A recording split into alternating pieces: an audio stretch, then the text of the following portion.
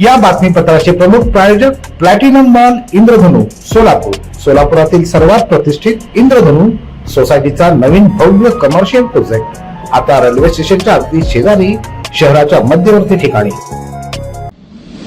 मरेपर्यंत जन्मठेप झालेल्या आरोपीस उच्च न्यायालयाच्या कोल्हापूर खंडपीठानं जामीन मंजूर केला।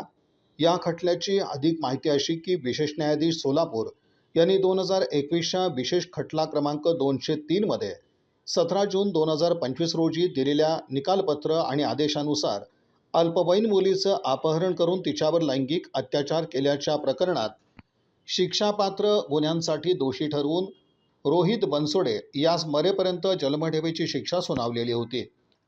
सदर निकालाविरुद्ध आरोपीने ॲडव्होकेट वीरेश पुरवंत आणि आशुतोष पुरवंत यांच्यामार्फत उच्च न्यायालयात अपील याचिका दाखल केली होती।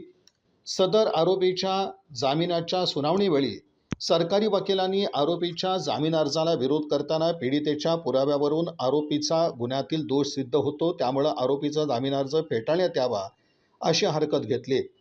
याउलट आरोपीच्या वकिलांनी विशेष न्यायालयाच्या निकालातील काही त्रुटी उच्च न्यायालयाच्या निदर्शनास आणून दिल्या आणि रेकॉर्डवरील पुराव्यांचा विचार करता सदरचा खटला हा आरोपी आणि पीडिता यांच्या भावनिक सहभागाचा असल्याचा युक्तिवाद केला। उच्च न्यायालयाच्या कोल्हापूर खंडपीठानं सदरचा आरोपीतर्फेचा युक्तिवाद ग्राह्य धरून आरोपीला 15,000 रुपयांच्या जामिनावर अटी आणि शर्तींसह जामिनावर मुक्त करण्याचा आदेश पारित केला।